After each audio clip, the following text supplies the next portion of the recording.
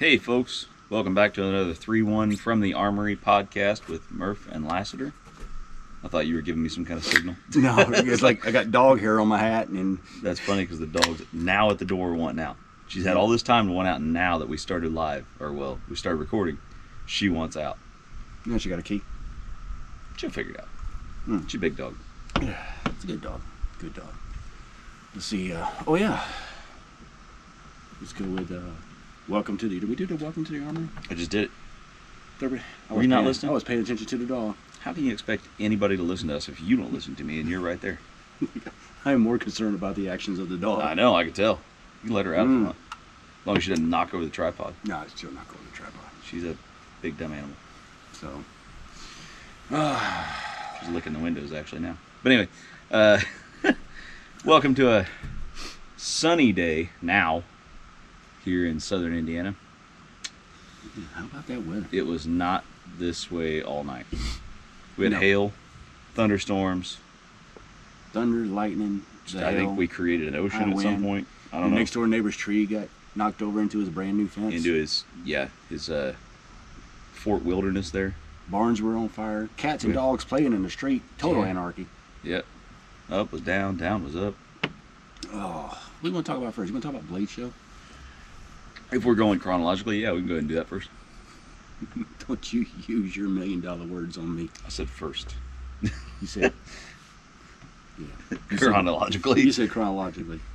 Yeah, so Johnny got to take part in Blade Show, the world's largest knife show And it was. in Atlanta, Georgia. Every year, first full weekend of June goes down. So that was what, 3 weeks ago? 3 weeks ago. Yep. And what'd you think of that? Oh, I enjoyed it. It was, I liked it for all kinds of reasons. One, I like knives. Two, I like people who like knives. And then Most three, of them.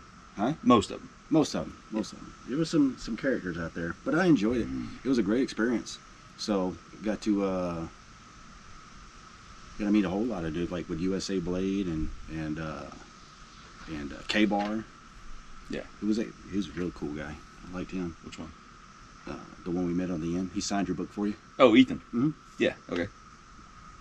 Met some couple of Forge and Fire judges. Really nice guys. I dug them. No, not too bad at all. In fact, it was actually fairly easy for us because we sold out on Friday, so we just kind of enjoyed networking and whatnot on Saturday, and then Sunday was just walk around and leave. Anyway, so Blade Show. I imagine it's my, what is it, 7th or 8th? I don't remember what we figured out. 7th or 8th Blade Show. It was your first. It was my Like first. I said, obviously you said you enjoyed it, but what do you think was? Did you know there were that damn many people that were really into knives the way they were? No, hell no, not by a long shot. I figured to be. I guess. Oh, yes and no. I mean, I figured all that workspace inside it because I had taken a chance to look at where the expo, where they were doing the actual event at. I was like, they're gonna fill that, and I saw pictures from previous events on their website. And but no, you don't have a true scope of the knife making community until you walk into it, to actually get in there. So Yeah. I mean, the lines were wrapped all the way around. This was just people just there to shop. We were there as well, more so you than me. I was just there to do math, And you did math. I did math, which was real easy when You did math good. I did math well. Thank you. Yeah. But no, I enjoyed it, and I once again, I enjoyed talking to the people. Yeah. It was like, I mean, it's a definite skill set. One I don't possess. I am not a maker. I'm a user, but not a maker. You just have to really, enjoy or just be blown back by the craftsmanship of some of the things that you've seen, Right. and the prices attached to it. There's a little sticker shock involved in Little some of sticker that. shock, yeah. Some of it. But the craftsmanship is there, so I don't. Yes, so. Whew. For most. Yeah, for There's most. some things you're like, you need to adjust. Yeah, you need to adjust. Maybe work on your handles, or you had a bad batch of blanks or something. Some. Mm-hmm. I figured it was probably, and not anything against it. It's just I'm not. I've only watched like one episode of Forged in Fire, and I think it was at your house a long time ago. I know you're a fan, so I figured that was kind of a cool thing for you to meet some of those people. Yeah, I met Ben Abbott and Dave Baker. I saw Jay Nielsen. Doug wasn't there. And some of the people that have been on the show are actually friends of mine, and I didn't even know they were on the show. Yeah, like had no idea. Nick Nichols. Had no idea he was even on the show. Season 7. Yeah. Episode 33. So, but they had like an alumni event where all the previous contestants on Forge and Fire showed up, had a giant picture of the thing. But I didn't. I was actually on my way back to the room at that point. I was like, I mean, I'm a fan. I'm not a groupie. I'm like, I'm not going to stand in there and mob these guys. Now you did take a picture of them getting their picture, right? Did you show me? Sorry, somebody showed me that. Yep. Okay. I was able to get a picture with Ben Abbott later on. In the evening. That was at the pit, which was the best part of Blade Show. The pit. So I'll let you tell them about the pit because you are a hardened veteran. The pit is a different animal. It is like the after party for the show. Actually, it's like almost the pre-party, after party, and wrap party for the show. It takes off before the show even starts that Friday. There are people partying in the pit Wednesday and Thursday night. Mm-hmm. And then every night after the show, everybody goes and eats and then comes back and rallies in the pit, which is this giant, I don't know how many people there. I don't know. This year was a little lighter, obviously. I wonder why that was. A few hundred, something mess or something. Yeah, allergy. Anyway. There were no masks, though. I'll say that. No, there were like 5 people that I saw. I don't care if I get in trouble or not. That was my favorite part. People in there spending money, hard-earned money, on great products without masks. And it was amazing. It was amazing. And you know what? as far as I know, died. Nobody's died. Nobody's gotten sick. No, yeah. I know I didn't. So that was pretty cool. I know, but anyway, the pit, like I said, every night everybody gets back to the pit. You end up sometimes leaving at 2, 3 in the morning. I only made it to the pit one night this year, and I hope to remedy that next year. But yeah, I hope to get another opportunity. But I closed the pit this year. I've not done that. I've left close to the end, but this year I was one of the last ones out. Yeah, you left. You left like 3 hours after I did. I'm all tucked away, nice and safe and warm, and in the rack, and all of a sudden the door flies open to the hotel. Bang! He didn't say anything. It's a prank. Murphy arriving. Yeah. And just trudged over to his bed. You know what's funny though? He kind of lipped out like not lipped, but kind of mumbled sorry about that fucking cookie. Yeah, it's funny because not in my defense, because I was drunk as shit. Maybe.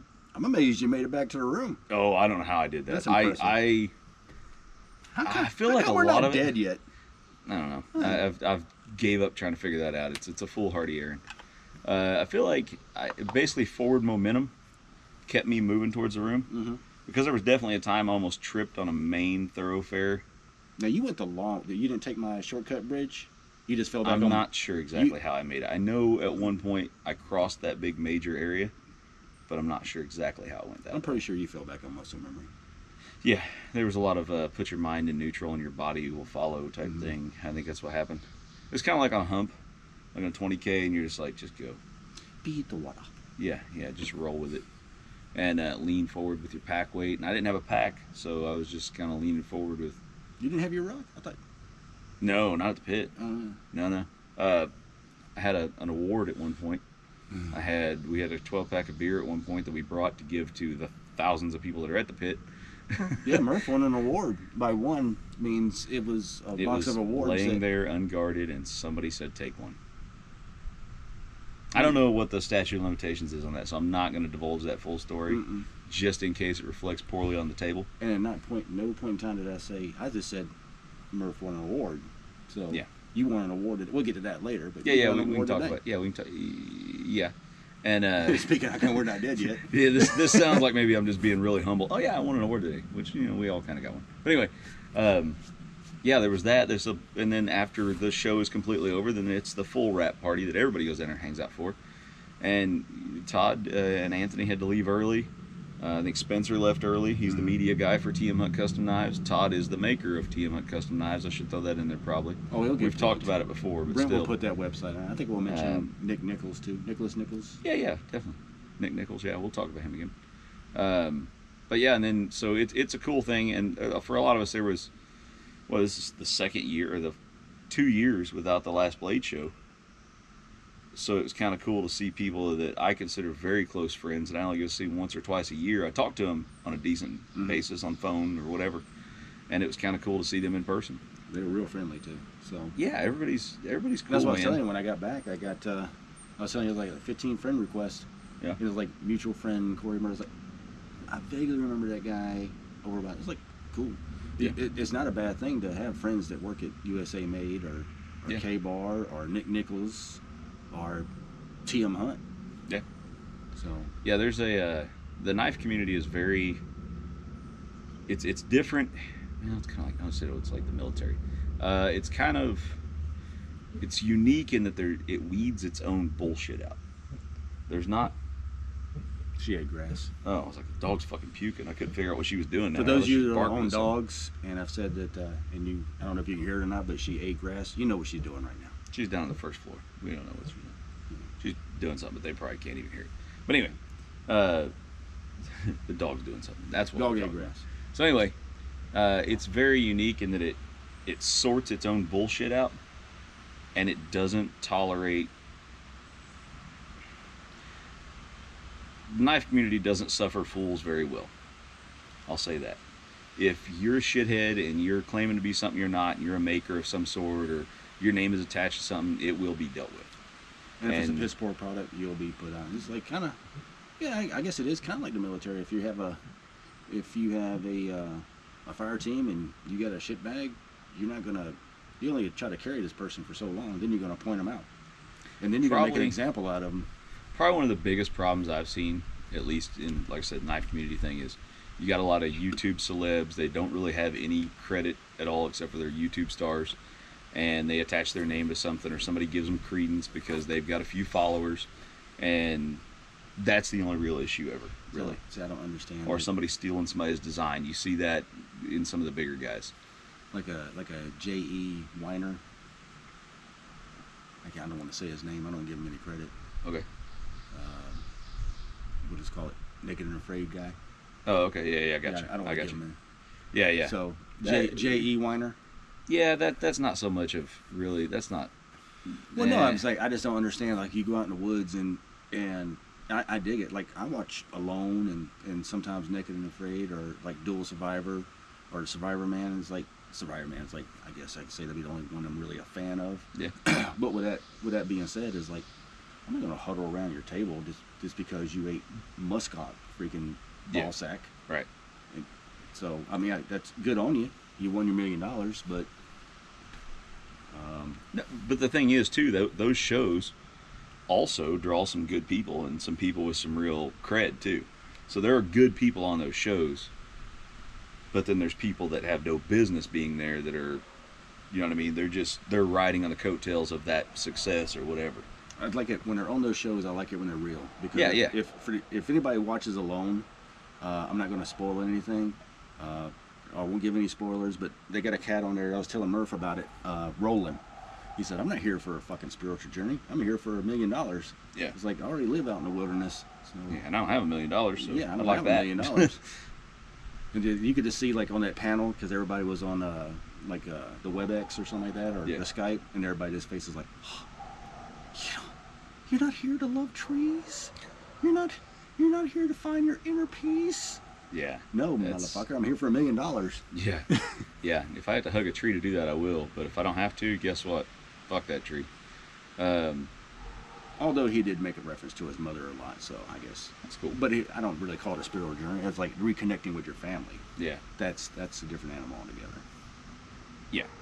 So, but there are some good people, and some of my better friends are actually, well, I don't say better friends, but some of my actual close friends are people that have been on a show or two, and like I said, you wouldn't even know it sometimes. You're just like, man, okay, cool. You don't hang your hat on that. We should do our own show. We should do our own podcast. Just think if we were recording this right now. I know, wouldn't it be weird? Who the hell would watch it? This is gold. Your goal. Anyway, but yeah, no, man, I don't know.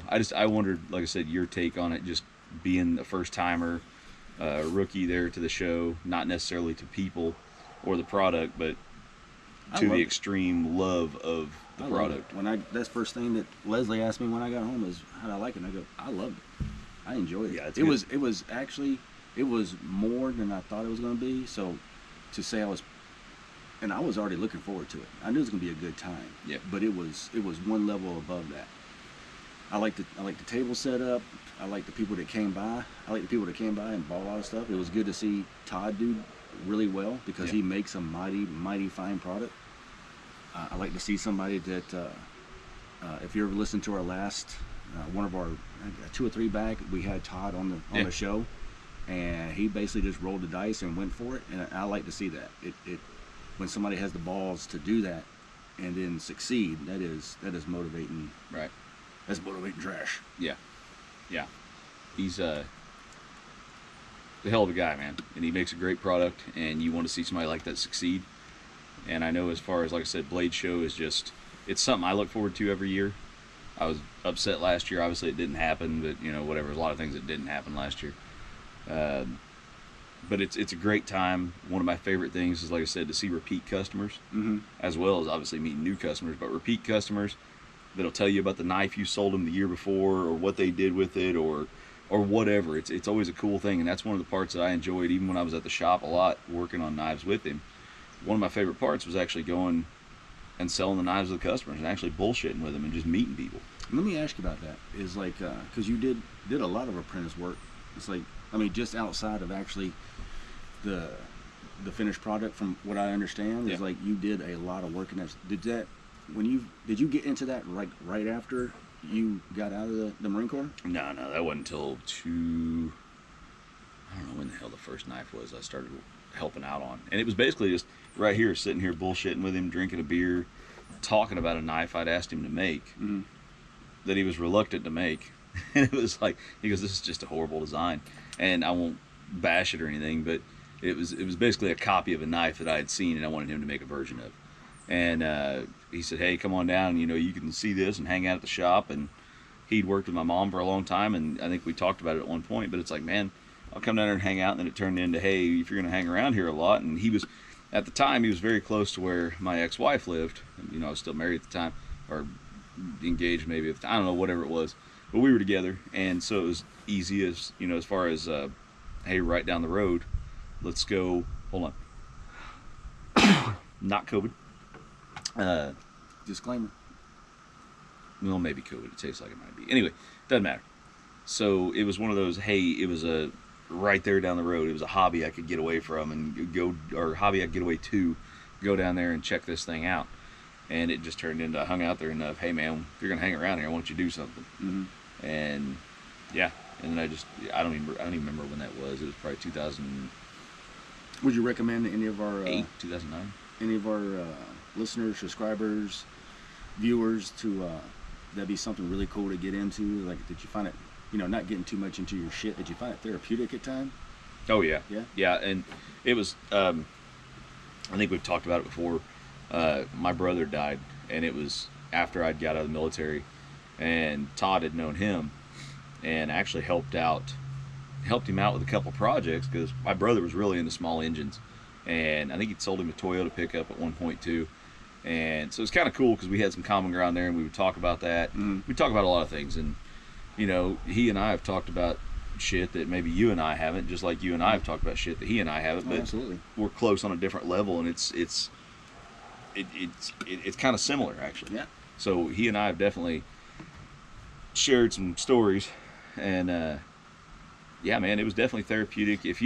And that goes for any kind of hobby. If you can keep your hands busy and your mind busy, knife making is a great way to do that. Don't necessarily start out to make money doing it.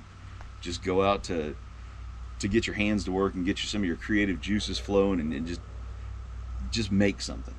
And then later, if it turns out, hey, you're actually good at it and you have some talent for it, cool.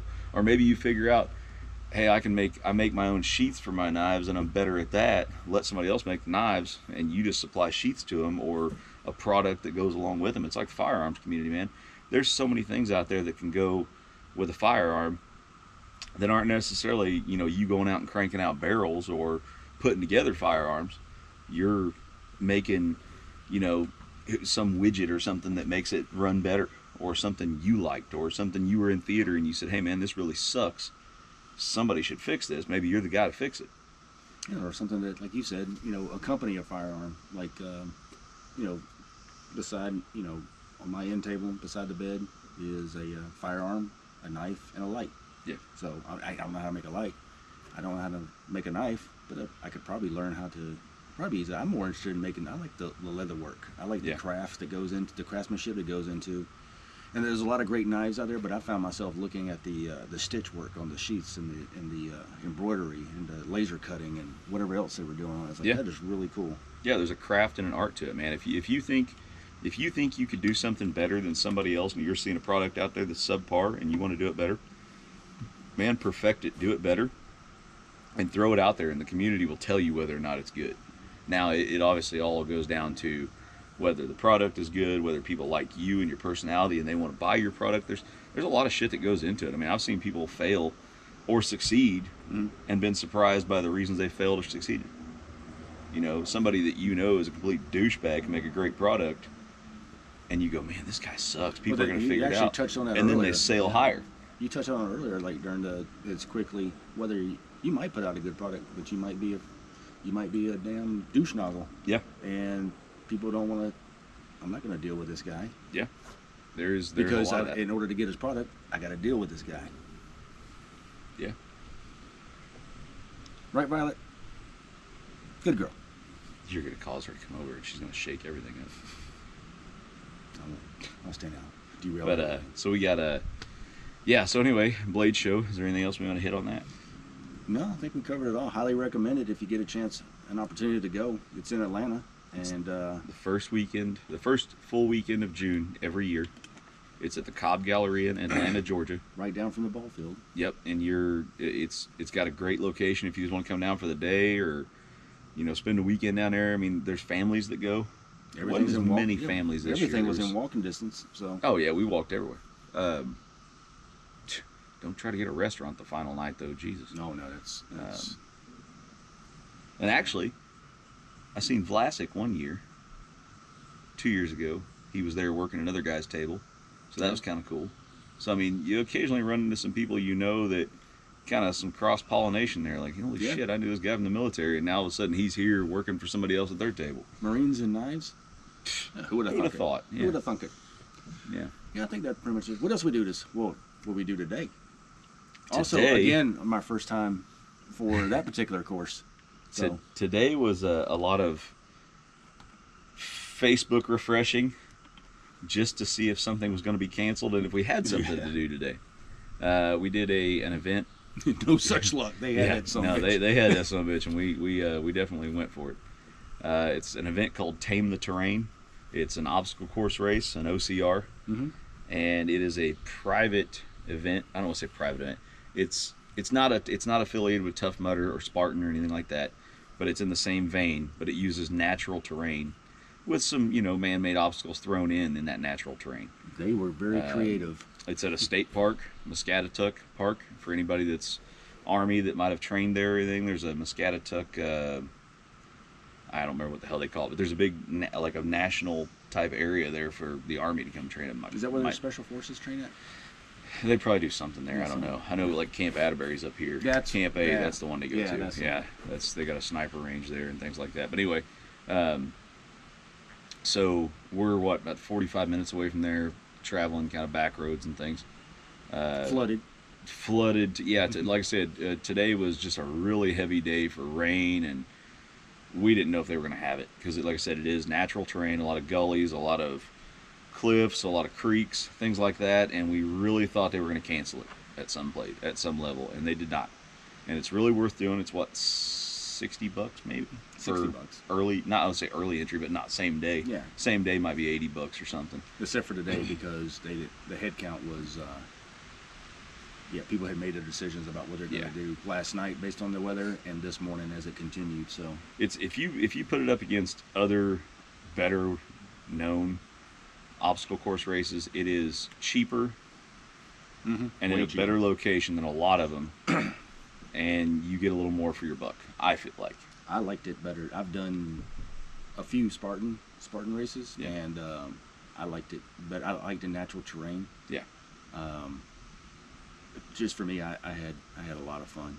So it's something I definitely, another thing definitely I want to do again. I got completely out of the Spartan thing when I got into more into the Go Ruck. So I just kind of find out that Spartan and Go Ruck, it's just too expensive to maintain. That if you like, Yeah. to eat.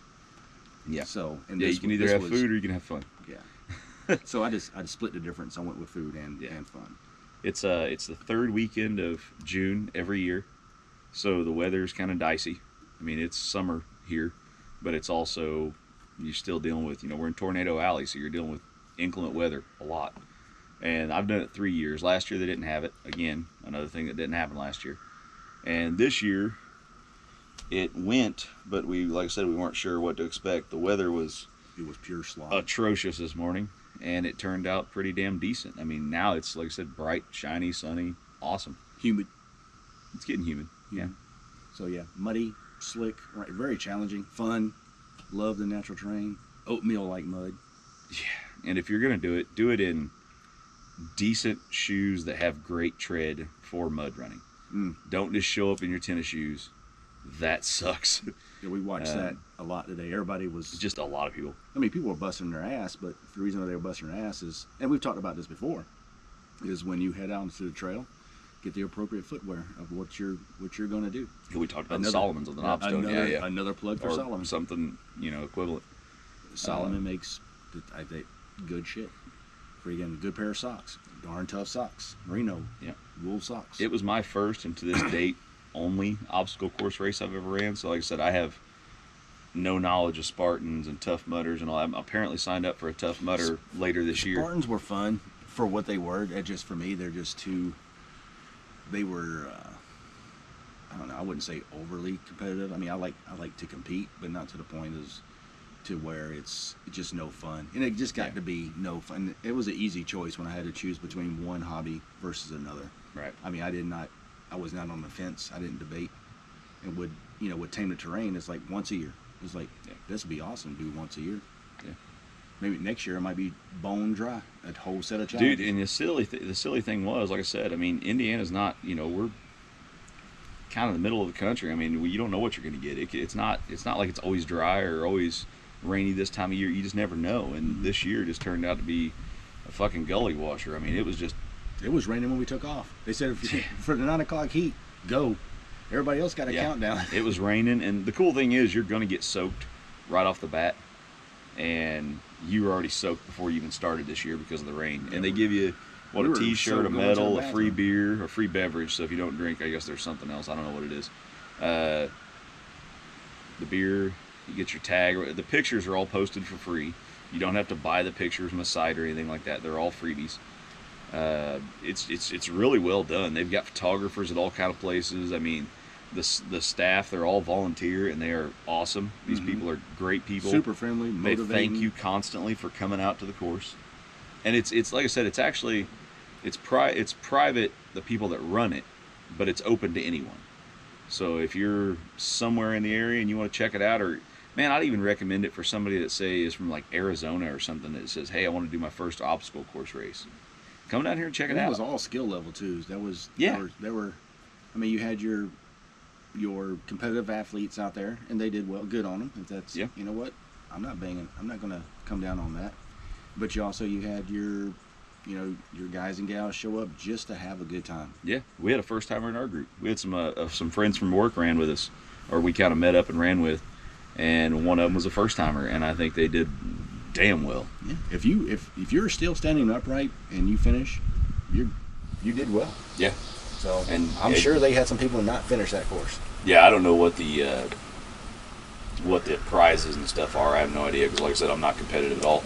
So I basically just showed up and ran it. The first 2 years I've ran it, I tell people this. I actually showed up drinking 32 ounces of beer. Now, you and I are the same competitive.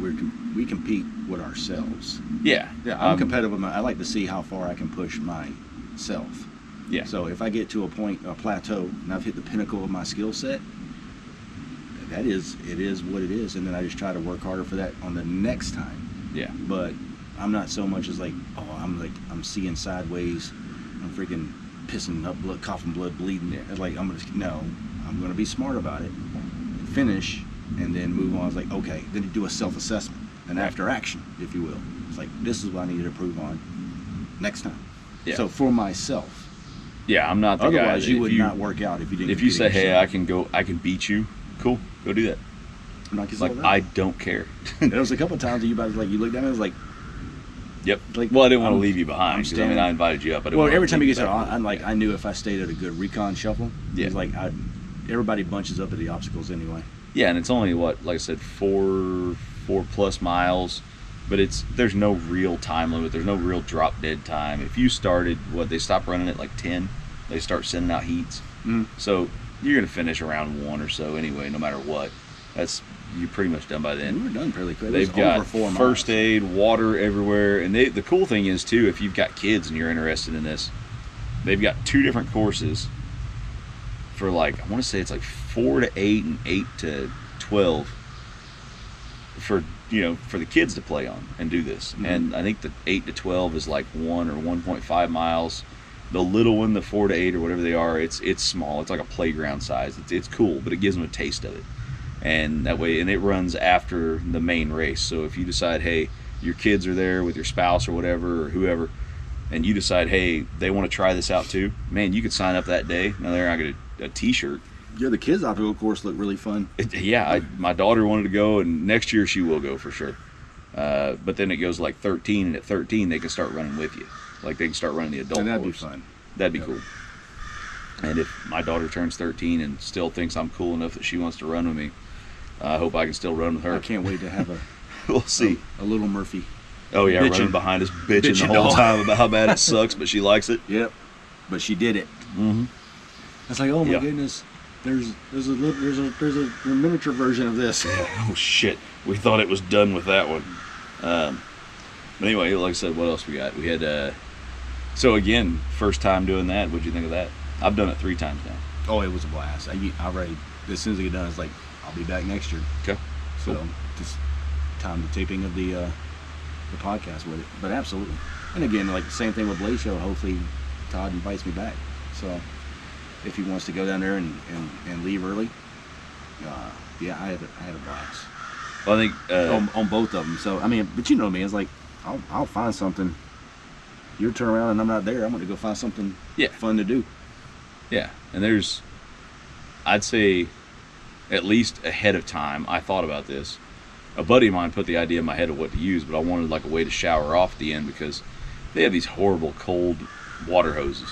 And it's just, it's not any fault of their own. It's a state park, so they have city water or whatever they run off of. And they have just water hoses lined up for people to spray off and rinse off because you're going to get muddy as shit. Yeah. Like you're going to wear the swamp home. And, man. Because no way there's that much doo-doo come out of my ass. No. There's vegetation in my shower. I don't know how the hell it got there. It looks like swamp things curled up in the fetal position at the house. And there was times that I was like, man, we got to have a better way to do this. And I don't like going to those crowded shower areas. Screw that.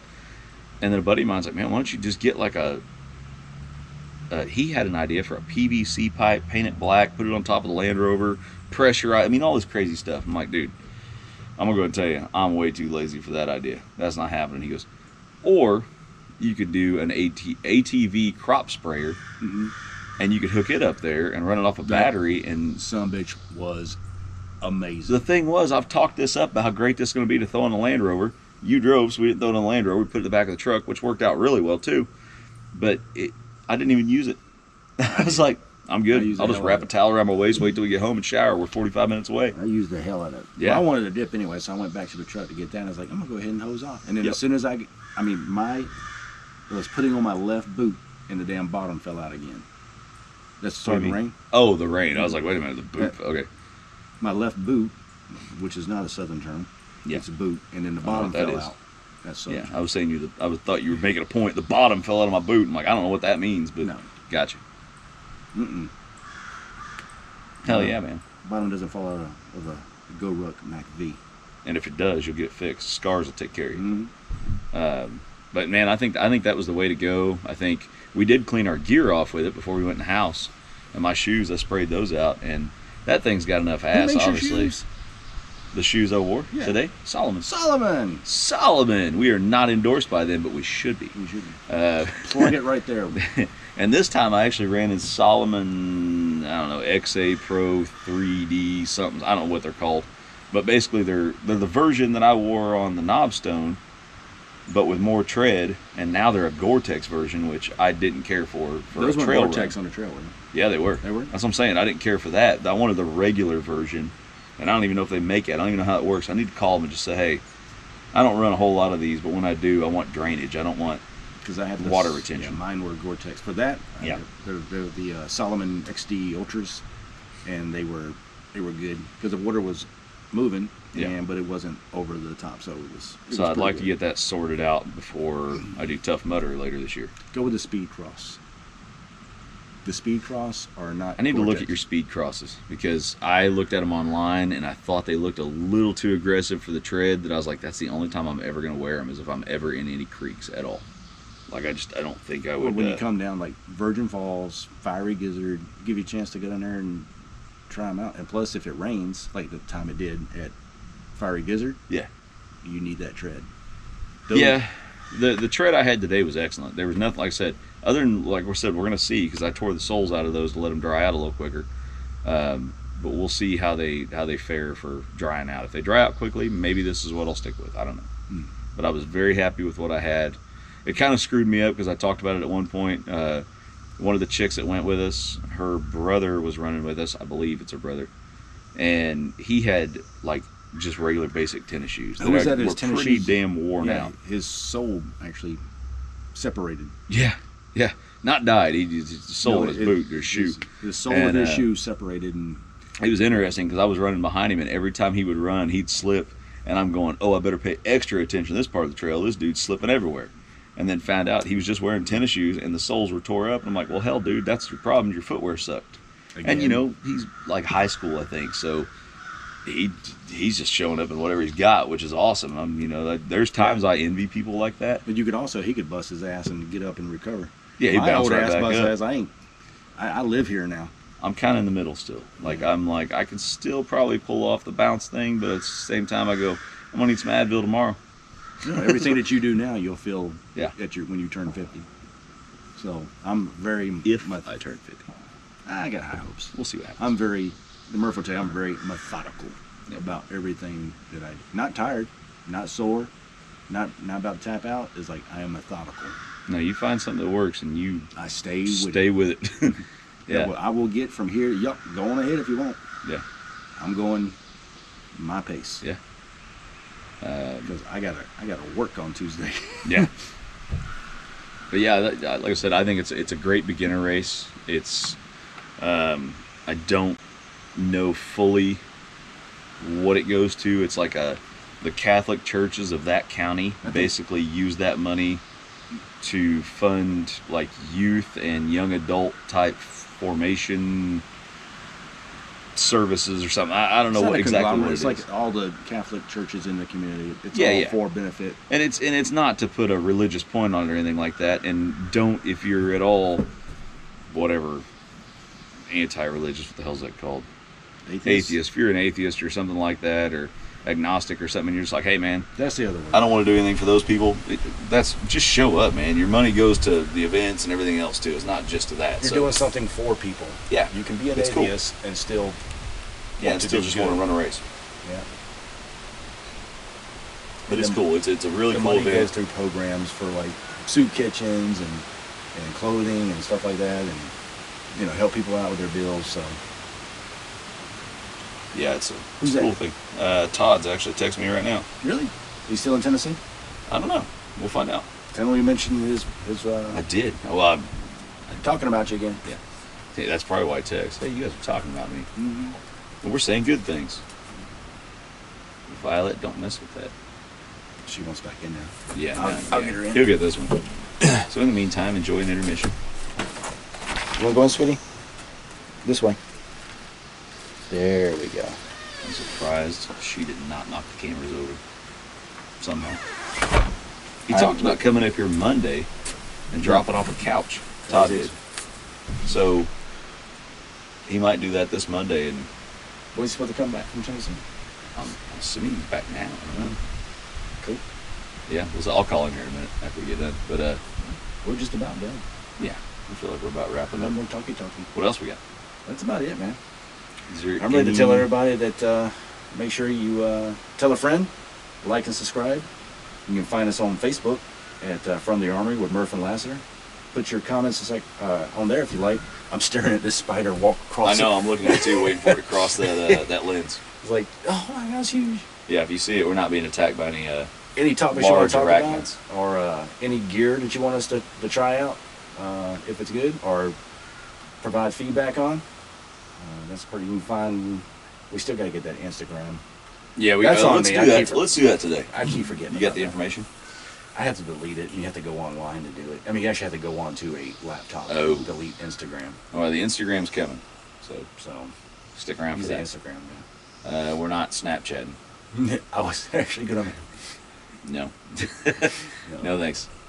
We've got, man, I don't know, our own social media. We got all kind of crazy stuff. But if there's something you want us to talk about, or something you want us to stop talking about, or focus on, hit us up, tell us.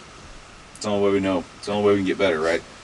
Yeah. And we'll try to answer the questions to the best of our. We've done that before. We have completely skirted around it. So, but did answer it. Yeah. Yeah. So, if you don't know where we stand, then you don't know us. Yep. If you don't know where it's at, then you're not from Tennessee. Inside you. Like, I'm not from Tennessee. Yeah, it took a minute to think about that. Yeah. So anyway, I think that's all we got. That's it. Well, cheers, fuckers. Later. Have a good one.